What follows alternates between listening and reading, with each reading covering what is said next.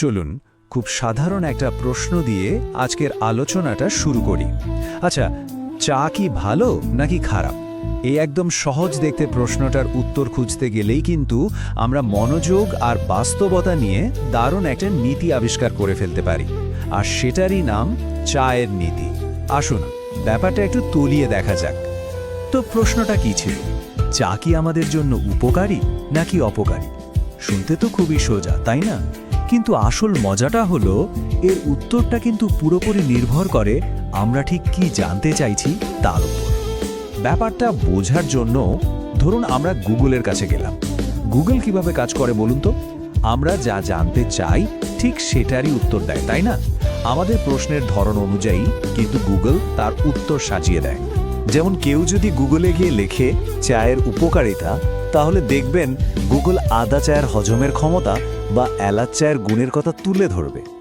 আবার ঠিক উল্টোটা করে যদি সার্চ করা হয় চায়ের অপকারিতা, তখন দেখবেন দুধ চায়ের বিভিন্ন সমস্যা বা লবঙ্গ চায়ের অন্য খারাপ দিকগুলোর সামনে চলে আসছে। তার মানে কি দাঁড়ালো? গুগল কিন্তু নিজে থেকে কোনো বিচার করছে না যে চা ভালো না খারাপ।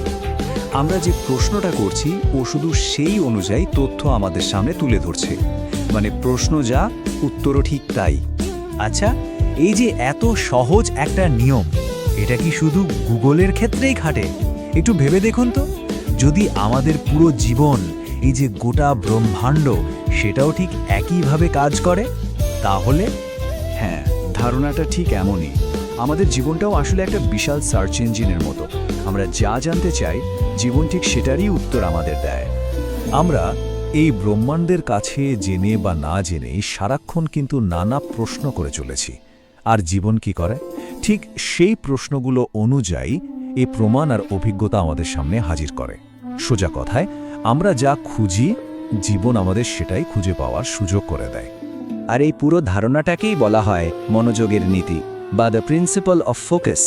আর এটার মাধ্যমেই আমরা বুঝতে পারি যে আমাদের চারপাশের বাস্তবতা আসলে কিভাবে তৈরি হচ্ছে। তবে এখানে মনোযোগ বা ফোকাস বলতে কিন্তু আমরা শুধু কোনো কিছুতে মন দেওয়া বোঝাচ্ছি না। এর আসল মানে হলো আমরা এই ব্রহ্মাণ্ড বা জীবনের কাছে ঠিক কোন প্রশ্নটা রাখছি, আমাদের খোঁজটা ঠিক কিসের ওপর। এই প্রক্রিয়াটা কিন্তু খুবই সহজ, মাত্র 3টে ধাপে হয়।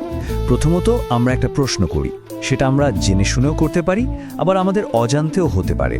দ্বিতীয়ত, জীবন বা আমাদের চারপাশের পরিস্থিতি সেই প্রশ্নের উত্তরগুলো আমাদের সামনে নিয়ে আসে। আর সবশেষে ওই উত্তরগুলোই ধীরে ধীরে আমাদের কাছে বাস্তবতা হয়ে ওঠে।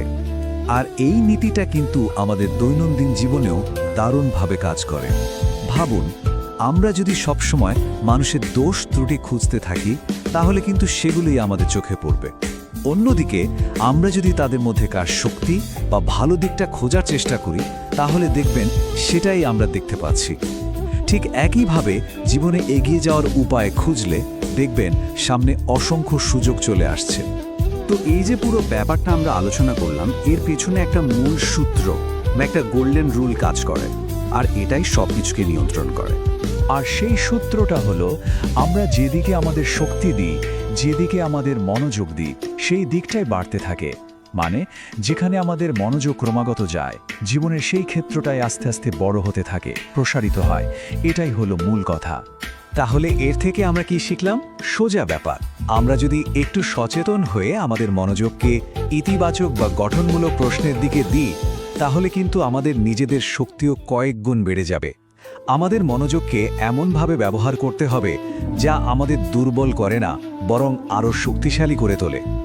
তাহলে আলোচনা শেষ করার আগে একটাই প্রশ্ন রেখে যাই, আজ আমাদের মনোযোগ ঠিক কোন প্রশ্নের উপর রয়েছে?